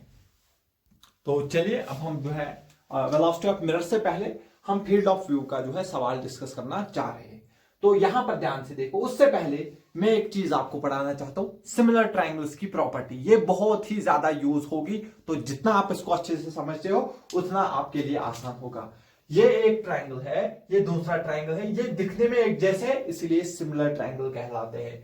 तो यहां पर जो एंगल थीटा है, यहां पर भी एंगल थीटा होना चाहिए, पहली क्वालिटी यही होती है। तो जितना एंगल इधर है उतना एंगल इधर अगर है तो बस इनको हम सिमिलर ट्रायंगल बोलेंगे, तो इनको ही हम क्या बोलेंगे, सिमिलर ट्रायंगल। तो इसके बाद मैं क्या लिखूंगा, इस सामने वाले थीटा के सामने जो साइड है सर वो है x1 डिवाइड बाय इसके थीटा के सामने जो एंगल है उसको डिवाइड, साइड को डिवाइड कर दो, बराबर बराबर, यहां से यहां तक बेस का कितना जो है, यहां पे h1 है बेस, डिवाइड बाई इसकी बेस, x2 की बेस कितनी है सर वो है h2। बस यही अगर आपको पता है तो बस ये फॉर्मूला यहां पे हमें बहुत ही इस्तेमाल होगा। तो अगर आपको ये चीज पता है तो चलिए इस सवाल को अब हम डिस्कस करते हैं। ये सवाल आपको यहां पर दिख रहा होगा। इस सवाल में हमसे कह रहा है, एक पर्सन है जो माइनस इंफिनिटी यानी कि बहुत दूर से आ रहा है बेचारा, और इसको प्लस इंफिनिटी तक जाना है, लेकिन जाते जाते यहां पर एक ऑब्जेक्ट है, यहां पे मिरर है, तो कह रहा है इस ऑब्जेक्ट की इमेज इसको कहां तक दिखेगी, इस ऑब्जेक्ट की इमेज इसको कहां तक दिखेगी, पहली बात, और कितने टाइम तक देखेगा, कितने टाइम तक देखेगा अगर इसकी वेलोसिटी v है। तो सबसे पहले हम डिस्कस करते हैं ये कहां तक देख सकेगा। आप बोलोगे सर इसका फील्ड ऑफ व्यू निकाल दीजिए, तो आराम से आपको पता चलेगा कहां तक ये इमेज देख सकता है। तो देख लीजिए सर, आपने कहा प्लेन मिरर में ऑब्जेक्ट जितना मिरर से दूर होगा उतना ही दूर हमारे पास इमेज भी बन जाती है। क्या क्लियर है? ये डिस्टेंस d है, यहां से ऑब्जेक्ट से d डिस्टेंस दूर की लाइन पे ये चल रहा है, बहुत बढ़िया। और सर अगर ये d है तो इमेज भी d डिस्टेंस दूर बनेगी। क्लियर है इतना? तो सर अब फील्ड ऑफ व्यू कैसे निकाले, मैंने आपको बोला था 2 एक्सट्रीम रिफ्लेक्टेड रेज ड्रॉ करिएगा। तो यहां से क्या करो, इस ऑब्जेक्ट से एक रे, बस इसके बाद वाली रे एज इट इज पास होगी, यानी कि सबसे आखिरी रे जो इस कोने पे पड़ेगी जिसका रिफ्लेक्शन होगा। तो आप बोलोगे सर देखिए ये प्लेन में है, इसके परपेंडिकुलर होगा सर इसका नॉर्मल। तो सर देख, मान लीजिए अगर इंसिडेंट रे ने एंगल बनाया है, मैं इसको नाम बोलता हूं अल्फा, फॉर एग्जांपल अल्फा बनाया है, ठीक है, थीटा से, या मान लीजिए अल्फा बनाया है, मान लीजिए, ठीक है सर। तो सर जो रिफ्लेक्टेड रे है सर वो भी एंगल बनाएगी अल्फा, वो भी एंगल कितनी बनाएगी सर, वो भी एंगल बनाएगी अल्फा। कितना क्लियर हुआ? हाँ सर। तो सर हमें तो इतनी बात समझ आ गई है, ठीक है सर, ठीक है। लेकिन सर एक रिफ्लेक्टेड रे तो यहां भी जाएगी इसके आखिरी पोर्शन पे। हाँ सर, तो ये एक तरीका होता है फील्ड ऑफ व्यू निकालने का। तो सर देख लीजिए, मान लीजिए इस इंसिडेंट रे ने एंगल बनाया बीटा, एंगल बनाया बीटा, तो सर देख लीजिए ये भी एंगल, रिफ्लेक्टेड रे भी एंगल कितना बनाएगी सर, ये भी एंगल बनाएगी बीटा। बहुत बढ़िया, क्लियर है इतना? बस अगर आपको इतना समझ आ गया, दैट मींस यहां से इस डिस्टेंस से लेके इस डिस्टेंस तक ये फील्ड ऑफ व्यू है, दैट मींस यहां पर इसको इमेज दिखेगी। दैट मींस इसको मैं बी बोलूंगा, इसको मैं क्या बोलूंगा, पॉइंट बी बोलूंगा, इसको पॉइंट ए बोलूंगा। दैट मींस इस, अगर मुझे ये डिस्टेंस पता चले यहां से यहां तक, तो इतने डिस्टेंस में वो देखेगा, फिर डिस्टेंस पता चल गई, वेलोसिटी दी हुई है, उन दोनों को डिवाइड करके मैं टाइम निकाल सकता हूं। क्या आपको सवाल समझ आ गया? हाँ सर, लेकिन मसला है ये डिस्टेंस निकालेंगे कैसे? अगर आप ध्यान से देखोगे, अगर आप ध्यान से देखोगे तो ध्यान से देखो, इन दो ट्रायंगल्स, क्या आपको दिख रहा है ये एंगल भी अल्फा है, ये एंगल भी अल्फा है। अगर ये एंगल भी अल्फा है, ये एंगल भी अल्फा है। मान लीजिए थोड़ा सा मैं इसको ठीक करता हूं, क्लियर है इतना? तो देख लीजिए, एक तरीका तो ऐसा है, लेकिन ऐसे थोड़ा ये लेंथी हो जाएगा। दैट मींस सर ये रिफ्लेक्टेड रे जा रही है इधर, तो ऑब्वियसली क्योंकि इमेज इधर बनी है, दैट मींस रिफ्लेक्टेड रे को सर आपने पीछे मिलाया होगा। सर ऑब्वियसली एक ही से तो नहीं बनेगी, दूसरी भी लानी पड़ेगी। दैट मींस सर ऐसे आपको बनाना पड़ेगा। समझ आ गया? मैंने दो रिफ्लेक्टेड रे ली और यहां पे ऑब्जेक्ट बनेगा, उतनी ही दूर मेरे पास इमेज बनेगा, तो सर मैं इसकी इमेज यहां पर बनाऊंगा। क्लियर हुआ? तो सर अब ध्यान से देखो, क्या आपको एक ये छोटा सा ट्रायंगल दिख रहा है? क्या आपको एक ये छोटा सा ट्रायंगल दिख रहा है? और आपको ये बड़ा वाला ट्रायंगल दिख रहा है? ध्यान से देखना, एक छोटा सा ट्रायंगल, एक बड़ा वाला ट्रायंगल दिख रहा है आपको? हाँ सर। तो सर पहले हम छोटे वाले ट्रायंगल से दिखेंगे। तो सर छोटे वाले ट्रायंगल का सामने वाला पोर्शन क्या है सर? वो है डी, तो डिवाइड बाय इसका सामने वाला पोर्शन क्या है सर? वो है ए बी, वो है ए बी। क्लियर है इतना? हाँ सर। सर इसका छोटे वाले का बेस कितना है सर? वो है डी। सर इसका बेस कितना है? डी डी डी सर, वो है 3D, वो है 3D। क्या ये डी और डी कैंसल हो जाएगा? क्या इन दोनों को मैं पलट दूं? क्या मैं बोल दूं ए बी बराबर 3D? दैट मींस ये जो डिस्टेंस होगी यहां से यहां तक, कितनी डिस्टेंस होगी सर? ये 3D डिस्टेंस होगी। तो पहले पार्ट का आंसर क्या हो गया सर? पार्ट नंबर 1 का आंसर हो गया। डिस्टेंस कितना कवर करेगा? 3D डिस्टेंस कवर करेगा। दूसरा क्या है? टाइम निकालना है। हमें पता है वेलोसिटी होती है डिस्टेंस अपॉन टाइम। वेलोसिटी होती है डिस्टेंस कितनी है सर? 3D अपॉन में टाइम। तो मुझे टाइम चाहिए, टाइम मिलेगा सर, डिस्टेंस है 3D डिवाइड में होगा वेलोसिटी, तो ये मेरे दूसरे पार्ट का आंसर होगा। 3D अपॉन v टाइम तक उसको इमेज दिखेगी। क्या आपको ये सवाल बहुत आराम से और अच्छे से समझ आ गया? अगर आपको अच्छे से समझ आ गया फिर ये क्लियर है। इसके बाद एक जेईई मेंस का सवाल भी यहीं पे डिस्कस करते हैं, जो डिटो इसी के ऊपर पूछा गया है।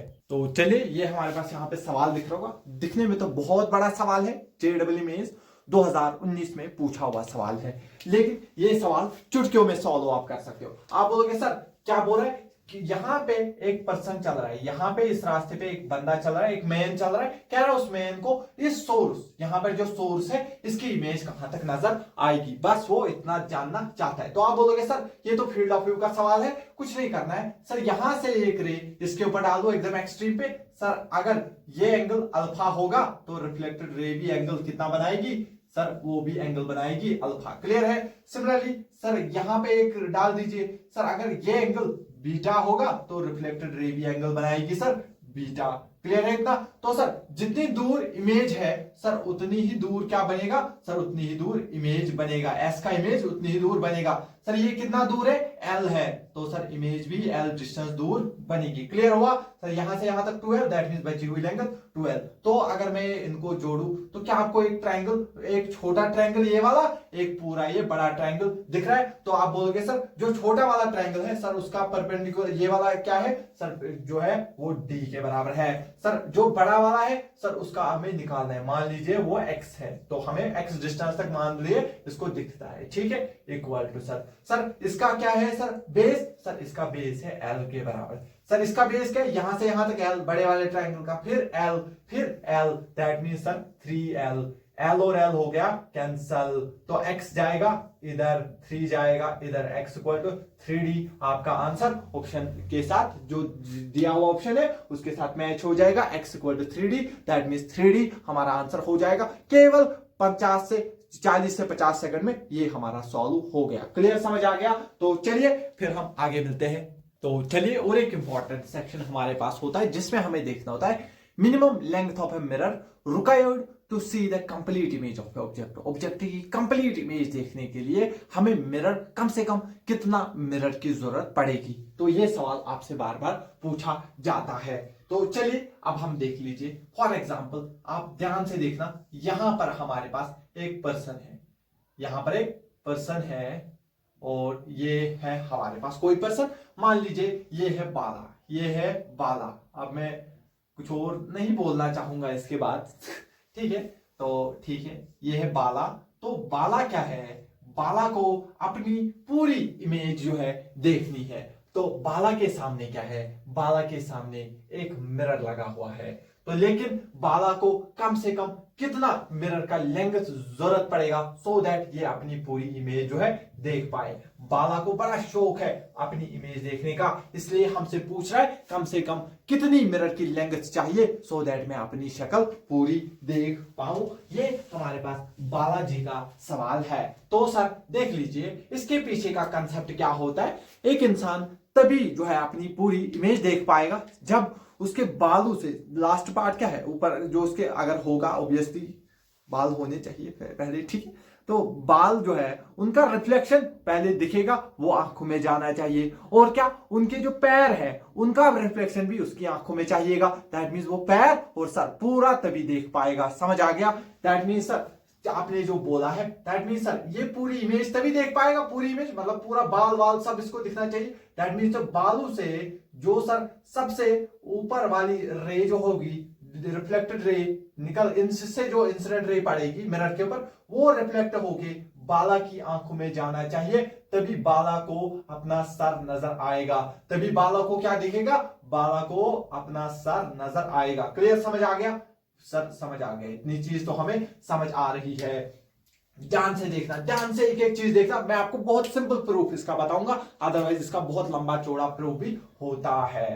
तो मान लीजिए सर अगर जो यहां से रे आई इसके बालू से, सर उसने एंगल बनाया अल्फा, तो सर जो इस मिरर के ऊपर पड़ने के बाद जब रे वापस निकलेगी तो सर वो भी एंगल बनाएगी अल्फा। दैट मींस ये दोनों एंगल बराबर होने चाहिए। क्लियर, समझ आ रहा है? ये बाला की आंखों में रे चली गई, ठीक है। तो ये तो हो गया ऊपर वाला सेक्शन। अब इसको नीचे का पूरा जो है, पूरी बॉडी इसको अपनी देखनी है। तो सर वो कैसे देखेगा, जब एकदम सर जो इसके पैरों से जो रे निकल रही होगी, सर जब वो मिरर के ऊपर पड़ेगी वो रिफ्लेक्ट होके इसकी आंखों में जानी चाहिए, वो रिफ्लेक्ट होके इसकी आंखों में जानी चाहिए। तो अगर मैं बोलूं इंसिडेंट रे ने एंगल बनाया है बीटा, तो आप बोलोगे सर रिफ्लेक्टेड रे भी एंगल बना रही है बीटा।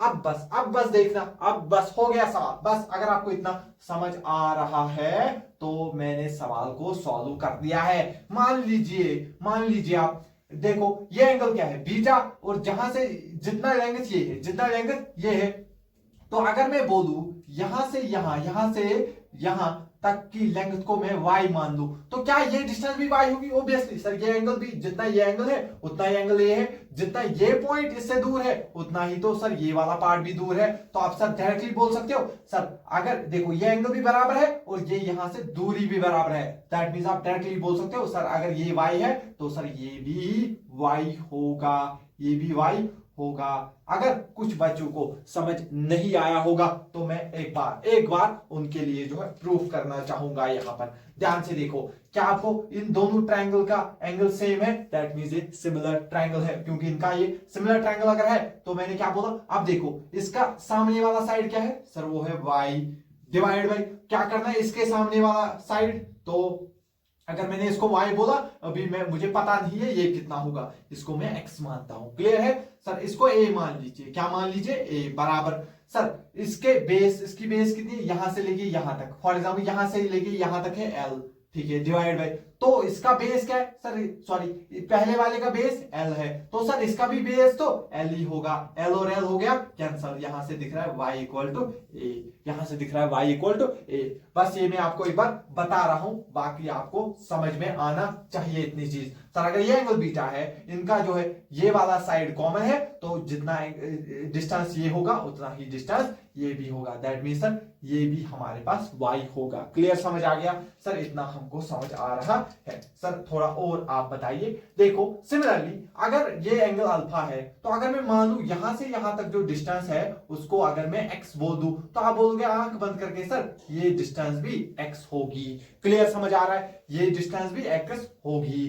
तो सर देखिए सबसे आखिरी जो इंसिडेंट रे यहां पर पड़ी है वो यहां पर है। इसके ऊपर कितनी भी इंसिडेंट रे पड़े उससे बालक को कोई फर्क नहीं पड़ेगा। दैट मींस बालक को कम से कम मिरर यहां से स्टार्ट होना चाहिए, और यहां से सबसे आखिरी इंसिडेंट रे कहां पड़ रही है? यहां पर। इसके नीचे मिरर हो ना हो बालक को कोई फर्क नहीं पड़ेगा। दैट मींस सर मिरर तो मिनिमम हमें इतना पार्ट नजर आ रहा है। सर अगर आप इसको थोड़ा ठीक से बनाओगे तो हमें थोड़ा क्लियर होगा। देखिए सर आप कह रहे हो यहां से यहां तक x है, तो सर यहां से यहां तक भी क्या होगा? x। सर ये अगर एंगल अल्फा है तो सर ये एंगल भी अल्फा है। तो अगर सर ये डिस्टेंस x है, ओबियसली सर यहां से लेके यहां तक का पार्ट भी क्या होगा? सर ये x होगा। क्या आप लोगों को समझ आ रहा है? सर देखिए ये पार्ट अगर y है तो ये पार्ट भी y होगा, क्योंकि अगर ये बीटा है तो ये भी तो बीटा है, अगर ये y है तो ये पार्ट भी y है। तो क्या मैं बोल दूं मिरर की लेंथ मुझे कितनी आई? तो अगर आप बोलोगे तो मैं लिख लू मिरर की लेंथ, मिरर की लेंथ जो मुझे रिक्वायर हुई वो हुई है x प्लस वाई। तो लेकिन बाला की हाइट क्या है? सर आप बोलोगे यहां से यहां तक y, फिर है यहां से यहां तक y, फिर है x, सर फिर है x। तो आप बोलोगे सर जो बाला की लेंथ है, यानी कि लेंथ ऑफ ऑब्जेक्ट, यानी कि हाइट ऑफ ऑब्जेक्ट, यानी कि हाइट ऑफ ऑब्जेक्ट, तो आप बोलोगे सर हाइट ऑफ ऑब्जेक्ट है y प्लस y। सर ये है 2y plus sir x plus x, तो सर क्या हो गया? 2x। सर इसमें से 2 को कॉमन निकाल दीजिए, तो क्या मैं लिखूं इसको? 2 को कॉमन निकाला y प्लस x। क्लियर, समझ आ गया? y प्लस x क्या है? सर यही तो मिरर की लेंथ है, तो सर एक मिनट, हाँ आप लोगों को इतना समझ आ गया x प्लस 2y। तो मैं मानता हूं बाला की टोटल लेंथ है h। बाला की टोटल लेंथ कितनी है? h। पूरा पेड़ से लेके इसके पूरे बालों तक कितनी हाइट है? h। दैट मींस सर मैं इसको भी मिटा रहा हूं, 2x प्लस 2y सर ये बराबर है कैपिटल H के। तो अगर मैं इसमें 2 कॉमन निकालू तो अंदर बचेगा सर x प्लस y बराबर h। तो सर 2 को यहां भेज दीजिए, x प्लस वाई बराबर आ गया sir h divide by 2। Sir x plus y क्या है? सर यही तो है मिरर की लेंथ, यानी कि मिरर की हाइट मुझे कितनी चाहिए? Sir h by 2। तो यहां से प्रूफ हो गया। मुझे जो है अगर पूरी कंप्लीट इमेज देखनी है तो मुझे कम से कम मिरर की कितनी हाइट चाहिए? h बाई 2 हाइट चाहिए। और ये जो है AIPMT ने 2000 में ये सवाल पूछा था।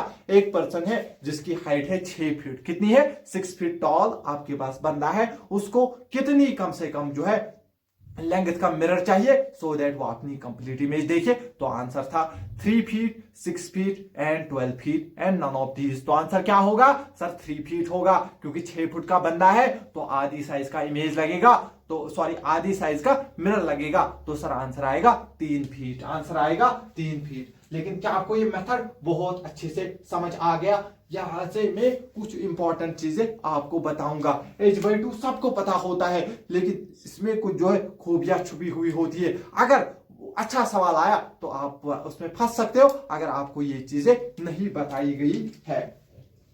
सर क्या चीजें हैं? सबसे पहले तो ये तो मुझे पता है, अगर बाला की हाइट है h तो इसके मिरर की हाइट होनी चाहिए h बाई 2। लेकिन क्या मैं इस h बाई 2 मिरर को अगर जमीन पे रखूंगा तो क्या बाला पूरी इमेज देख पाएगा? नहीं, बिल्कुल भी बाला अपनी इमेज नहीं देख पाएगा। मिरर को h बाई 2 होना चाहिए, लेकिन उसके बावजूद मिरर एक सही जगह पे होना चाहिए। आधी लेंथ का मिरर जरूरी है, लेकिन उसके बावजूद उसको एक सही जगह पे जब रखेंगे तभी बाला अपनी पूरी इमेज देख पाएगा, अदरवाइज बाला कुछ नहीं देख पाएगा। समझ आ गया? सर कैसे, कहां क्या होनी चाहिए? सर इसकी पोजीशन क्या होनी चाहिए? सिंपल, जो बाला की आंखें थी, यानी कि जो पर्सन की, जो ऑब्जेक्ट की आंखें होती है, जो पर्सन की आंखें होती है, वहां से नीचे तक जितना हाइट होता है, वहां से नीचे तक जितना हाइट होता है उसको आधा करना है, उसको क्या करना है, आधा करना है, और उस डिस्टेंस के ऊपर जो है मिरर का बॉटम वाला हिस्सा रखना है। क्या करना है, मान लीजिए किसी की पर्सन, किसी की आंखों की हाइट जमीन से लेके आंखों तक, मान लीजिए किसी की हाइट है 160 सेंटीमीटर, तो मिरर का बॉटम पोर्शन मैं इसकी आधी डिस्टेंस पे रखूंगा, 160/2, यानी कि 80 सेंटीमीटर पे मैं मिरर का बॉटम होना चाहिए, मिरर का बॉटम होना चाहिए। क्या आपको ये चीज समझ आ गई? सिमिलरली टॉप पे, टॉप, इसका टॉप कहां होना चाहिए, इसका टॉप कहां होना चाहिए, इस ऑब्जेक्ट की आंखों से ऊपर, आंखों के ऊपर जितनी डिस्टेंस है उसके आधे पे होना चाहिए। क्या आपको दिख रहा है, टोटल 2x है और x पे जो है आखिरी रिफ्लेक्टेड रे हुई है या इंसिडेंट रे हुई है। दैट मींस अगर आंखों के ऊपर जितना डिस्टेंस है उसके आधा मिरर के, उसके आधा जो है आंखों उससे आधा ऊपर होना चाहिए, आंखों से उसकी आधी डिस्टेंस ऊपर होनी चाहिए मिरर का टॉप। सर क्या समझाना चाह रहे हो, कुछ समझ नहीं आ रहा है। फॉर एग्जाम्पल कोई पर्सन है, फॉर एग्जाम्पल बाला की बॉटम से लेके आंखों तक हाइट है 160 सेंटीमीटर, और टोटल हाइट जो बाला की है, टोटल हाइट जो बाला की है, मान लीजिए बाला की टोटल हाइट है 200 सेंटीमीटर। दैट मींस अगर आंखों के नीचे तक 160 है तो आपको समझ आ रहा होगा आंखों के ऊपर बालों तक इसकी 40 सेंटीमीटर है, तो 40 सेंटीमीटर का आधा होता है 20 सेंटीमीटर। दैट मीन जो मिरर का टॉप और बाला की आंखें हैं इनके बीच में कितना डिफरेंस रहना चाहिए, 20 सेंटीमीटर का डिफरेंस रहना चाहिए। या और अगर मैं दूसरे अल्फाजों में कहूं, जो बाला का टॉप है यानी कि जो बाला का हेड है, सर है, वहां से कितना, वहां से भी 20 सेंटीमीटर, यानी कि जितना इधर डिस्टेंस है उसकी आधे डिस्टेंस के नीचे, यानी कि 20-40 का आधा होता है 20 सेंटीमीटर, बाला की हाइट से 20 सेंटीमीटर नीचे पे टॉप, और बाला की आंखों के नीचे जितनी भी हाइट है उसका आधा करो, उसकी डिस्टेंस पे बॉटम होना चाहिए, और आंखों से ऊपर जितनी डिस्टेंस है उसका आधा नीचे, टॉप से उसका नीचे होना चाहिए। क्या आपको समझ आ गया है क्लियरली? ठीक है, तो इसके बाद मैं आपको इसके ऊपर एक सवाल करवाता हूं सो दैट आपको इसकी बेटर अंडरस्टैंडिंग हो जाए। हाँ, तो चलिए इस सवाल को डिस्कस करते हैं। इसमें सबसे पहली चीज हमें निकालनी है कि मिरर कम से कम इस पर्सन को, ये जो पर्सन है हमारे पास, इसको कम से कम कितने लेंथ का मिरर रिक्वायर है अपनी पूरी इमेज देखने के लिए, पहला पार्ट। दूसरा पार्ट, उस मिरर का बॉटम कहां पे रखे, उसका टॉप कहां पे रखे, ये दूसरा सवाल है। तो चलिए डिस्कस करते हैं। तो आपने जो है बोला डायरेक्टली, सर इसकी टोटल हाइट है 220, तो 220 का आधा क्या होता है, दैट मींस 110 सेंटीमीटर का मिरर चाहिए, लेकिन अब मैं उसको कहां रखूं वो सवाल है। दैट मींस मुझे पहला आंसर मिल चुका है, मिरर मुझे 110 सेंटीमीटर का चाहिए, 110 सेंटीमीटर का चाहिए। लेकिन सर आपने भी बोला आंखों के नीचे जितनी डिस्टेंस है, सर वो कितनी है, 200, 200 का आधा है 100, दैट मींस बॉटम से लेके 100, यानी कि यहां से जमीन से लेके 100 सेंटीमीटर, जमीन से लेके 100 सेंटीमीटर पे मुझे मिरर को रखना है, यानी कि मिरर यहां से स्टार्ट होगा, मिरर यहां से क्या होगा, स्टार्ट होगा। यहां पर मैंने मिरर रखा है, यहां पर मैंने मिरर रखा है, और बस अगर आपको इतना समझ आ गया, मिरर की खुद की लेंथ कितनी है, सर मिरर है 110 सेंटीमीटर, मिरर कितना है 110 सेंटीमीटर, यहां से यहां तक 100, फिर 110, 210 हो गया। दैट मींस बची हुई डिस्टेंस कितनी होगी, दैट मींस ऊपर बचा होगा 20 सेंटीमीटर, सॉरी ऊपर बचा होना चाहिए 10 सेंटीमीटर, क्योंकि टोटल है 220। तो ऐसे आपको जो है आराम से, क्योंकि ये अगर आपने एक चीज निकाली तो उससे आपको खुद पता चलती है, और आप डायरेक्टली भी बता सकते हो, टोटल है 220, यहां से यहां तक 200, तो बचा कितना होगा ऊपर 20, तो 20 का आधा नीचे होना चाहिए टॉप से, 10 सेंटीमीटर नीचे होना चाहिए टॉप, और बॉटम होना चाहिए जितना नीचे का डिस्टेंस है उसका आधा। सर टॉप कहां होना चाहिए मिरर का, उतना इस हाइट से नीचे जितना इसकी आंखों और सर के बीच में डिस्टेंस उसका आधा। क्लियर हो गया? आई होप जो है ये सवाल आपको अच्छे लगे होंगे और आपको बहुत मजा भी आ रहा होगा इन सवाल को करने में, क्योंकि ऐसे सवाल पूछे जाते हैं इसलिए हमें करवाने पड़ते हैं। ठीक है, इसीलिए जो है इतना टाइम लग रहा है हमें जो है ये लेक्चर नंबर 7 जो है, आई होप आपको बहुत अच्छा समझ आ गया होगा।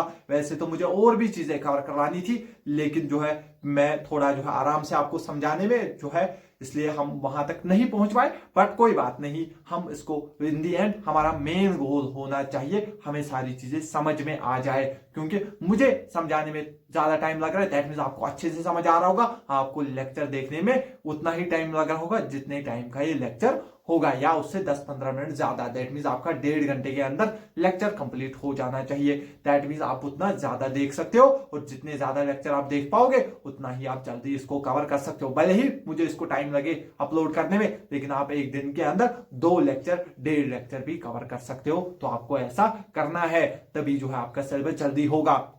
मैं भी अपने एंड से कोशिश करूंगा आप 2-2 लेक्चर भी अपलोड करने की, लेकिन आपको भी कोशिश करना है 2-2 लेक्चर आप देखिए, आप अपना लेवल थोड़ा इंक्रीज करें, क्योंकि मैं बहुत आराम से समझाता हूं, सो दैट उससे आपको फायदा हो। अगर आप एक ही देखोगे तो आपको थोड़ा टाइम लगेगा। आप कोशिश करो 2-2 लेक्चर देखने की, जब आप, क्योंकि आप देख सकते हो, क्योंकि मेरे लेक्चर जो है बहुत सिंपल होते, बहुत इजी टू अंडरस्टैंड में कोशिश करता हूं लेक्चर को रखने की। ठीक है, तो चलिए नेक्स्ट लेक्चर में हम वेलोसिटी ऑफ इमेज डिस्कस करेंगे, और थोड़ी बहुत चीजें हैं। तो 1 घंटे के अंदर हमारा जो है प्लेन मिरर का पार्ट पूरा क्लियर हो जाएगा, और फिर हम स्टार्ट करेंगे। अब काफी बच्चे बोलेंगे अरे ये सर क्यों करवा, क्योंकि यहां पर आपका बेस बन गया। अब स्फेरिकल मिरर में हम एकदम जो है पूरी स्पीड के साथ चलेंगे, और आपको सारी चीजें बहुत क्लियर समझ आएगा, तो मुझे उतना एक्सप्लेन करने की जरूरत नहीं पड़ेगी। ठीक है, तो क्योंकि स्फेरिकल मिरर से बहुत सवाल आते हैं, प्लेन मिरर से उतने कम सवाल आते हैं, लेकिन ये एक बेस होता है। अगर आपका ये क्लियर नहीं है तो आप स्फेरिकल मिरर नहीं समझ सकते हो। क्लियर है? तो चलिए इस लेक्चर को अब हम यहीं पे रोकते हैं। तो अच्छे से जो है आप पढ़ते रहिए, लिखते रहिए और खुश रहिए।